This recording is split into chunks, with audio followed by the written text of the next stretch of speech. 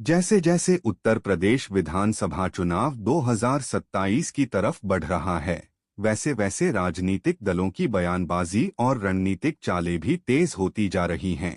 हाल के दिनों में समाजवादी पार्टी और एआईएमआईएम के संभावित गठबंधन को लेकर जो चर्चाएं चल रही थीं, उन्होंने राजनीति के गलियारों में खासा शोर मचाया। लेकिन अब इन अटकलों पर विराम लगता दिखाई दे रहा है। दरअसल कुछ समय पहले समाजवादी पार्टी के एक सांसद के बयान के बाद यह कयास लगाए जाने लगे थे कि सपा और एआईएमआईएम के बीच किसी तरह की राजनीतिक समझ बन सकती है। माना जा रहा था कि बीजेपी को रोकने के लिए विपक्षी दल किसी साझा मंच पर आ सकते हैं।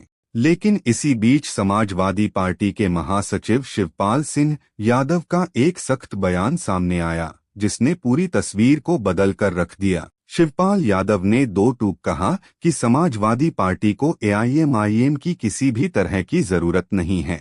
उनका कहना था कि सपा जब सत्ता में आई है, उसने अपने दम पर जनता का भरोसा जीता है और आगे भी पार्टी किसी बाहरी सहारे पर निर्भर नहीं रहेगी। उनके इस बयान को सपा की आत्मनिर्भर राजनीति के रूप में देखा गया, लेकिन साथ ही इसने नए विवाद को भी जन्म दे दिया।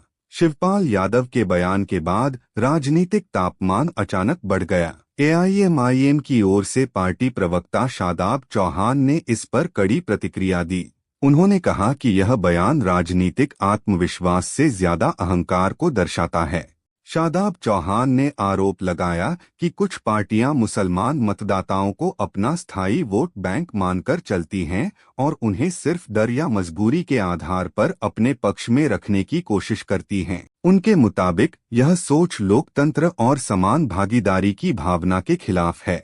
अब मामला सिर्फ दो नेताओं की बयानबाजी तक सीमित नहीं रह गया है। असली सवाल यह उठ रहा है कि क्या राजनीतिक दल वास्तव में जनता के मुद्दों पर राजनीति कर रहे हैं, या फिर उनकी प्राथमिकता सिर्फ सत्ता, पद और चुनावी फायदे तक सिमट कर रह गई है। क्या इन दलों का मुख्य उद्देश्य बीजेपी को हराना है, संविधान की रक्षा करना है, या फिर आरएसएस की विचारधारा का मुकाबला करना है, या फिर ये सारे मुद्दे सिर्फ भाषणों तक सीमित हैं? अगर देश के अलग अलग राज्यों की राजनीति पर नजर डालें तो यह साफ दिखाई देता है कि विचारधारा से ज्यादा चुनावी गणित हावी रहता है।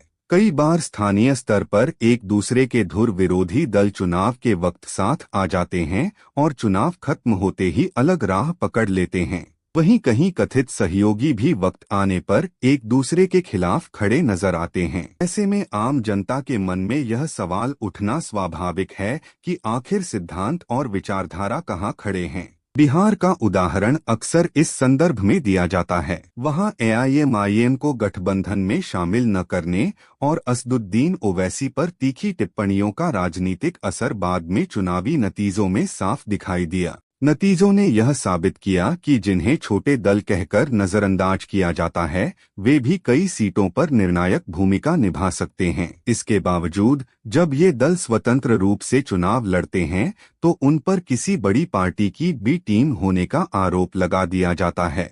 यहाँ सवाल यह भी है कि अगर कहीं वोट ट्रांसफर नहीं होता या गठबंधन सफल नहीं रहता, तो क्या वही आरोप दूसरी पार्टियों पर लागू नहीं होने चाहिए? उत्तर प्रदेश की राजनीति में भी यही खींचतान साफ नजर आ रही है।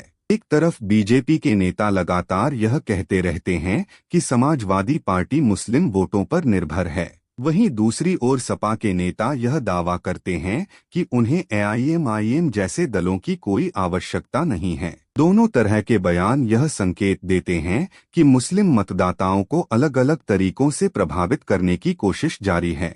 फिर भी एक बात अब धीरे धीरे स्पष्ट होती जा रही है कि 2027 का उत्तर प्रदेश चुनाव बिना किसी व्यापक और ठोस गठबंधन के किसी भी विपक्षी दल के लिए आसान नहीं होने वाला। सिर्फ बयानबाजी और एक दूसरे पर आरोप लगाने से बात नहीं बनेगी। जरूरत है जमीनी स्तर पर मजबूत रणनीति, भरोसेमंद नेतृत्व और साझा एजेंडे की। आखिरकार यह देखना दिलचस्प होगा कि आने वाले समय में ये राजनीतिक दल अपने रुख में कोई बदलाव लाते हैं या नहीं। फिलहाल तो इतना तय है कि राजनीति के इस दौर में शब्दों से ज्यादा काम की जरूरत है। आगे क्या होता है यह वक्त ही बताएगा, लेकिन जनता अब सिर्फ बयान नहीं बल्कि ठोस विकल्प चाहती है।